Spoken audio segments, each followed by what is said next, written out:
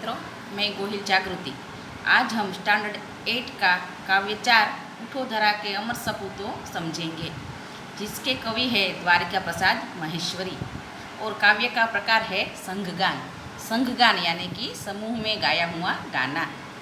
अब हम काव्य देखें तो उठो धरा के अमर सपूतों पुनः नया निर्माण करो, जन जन के जीवन में फिर से नव स्फूर्ति नव प्राण भरो। नई प्रात है, नई बात है, नई किरण है ज्योति नई, नई उमंगे नई तरंगे नई आस है सांस नई।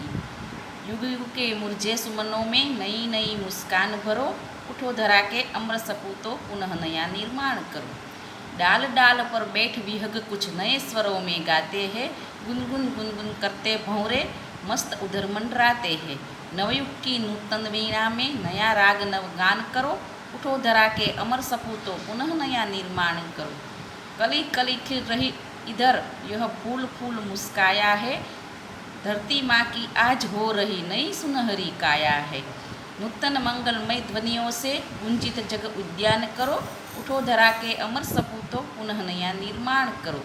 सरस्वती का पावन मंदिर शुभ संपत्ति तुम्हारी है, तुम में से हर बालक इसका रक्षक और पुजारी है। शत शत दीपक जला ज्ञान के नवयुग का आह्वान करो, उठो धरा के अमर सपूतों पुनः नया निर्माण करो। तो बच्चों, ये थी हमारी कविता। अब हम उनका ट्रांसलेशन समझेंगे।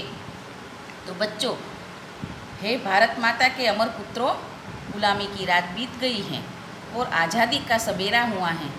अब तुम अज्ञान आलस्य की नींद से जागो और देश के नवनिर्माण में लग जाओ। तुम्हें देशवासियों के जीवन में फिर से नया उत्साह भरना है, उनमें नए प्राणों का संचार करना है। ये काव्य है, यह हमें आज़ादी मिली, फिर उसके बाद का है। तो आज़ादी के बाद हमारा देश जो पिछड़ा हुआ था, उनको आगे लाने के लिए कवि ने यह काव्य बनाया है। आज़ादी की नई सुबह में नई चर्चाएं हो रही, नए विचारों की किरणें फैल रही है। सब अपने जीवन में नए प्रकाश का अनुभव कर रहे हैं।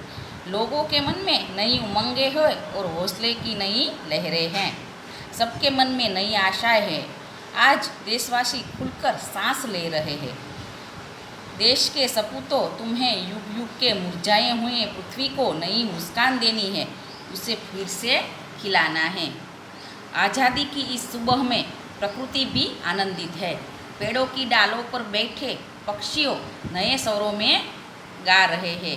वे भी जैसे खुशी का कोई नया गीत गा रहे हैं। बागों में भंवरे गुंजार करते हुए मस्ती से मंडरा रहे हैं। हे देश के सपूतों, स्वतंत्रता के इस बाद देश में नया युग आया है। इस नए युग में वीणा में तुम्हें नए राग और नए गाने भरने हैं। इधर उद्यान में कलियां खिल रही है और प्रत्येक फूल मुस्कुरा रहा है। सारे देश में स्वतंत्रता के सूर्य का प्रकाश फैला हुआ है। ऐसा लगता है जैसे भारत माता का शरीर आज सुनहरा हो रहा है। हे देश के सपूतों, तुम्हें अपनी मंगलमय वाणी से इस संसार रूपी उद्यान को सुरंजित करना है। कवि देश के बालकों से कहते हैं कि हमारा देश सरस्वती का पवित्र मंदिर है। यहाँ की कल्याणकारी सारी विद्याएं तुम्हारी संपत्ति है। तुम में से प्रत्येक बालक इस विद्या मंदिर का रक्षक और पुजारी है। तुम्हें यहाँ ज्ञान के सैकड़ों दीपक जलाने हैं और नए युग का आह्वान करना है। तुम्हें सभी प्रकार का ज्ञान पाकर देश का भविष्य उज्जवल करना है। तो बच्चों, आपको इस काव्य में होमवर्क में प्रश्न 1 आपको अपनी कॉपी में करना है। Thank you.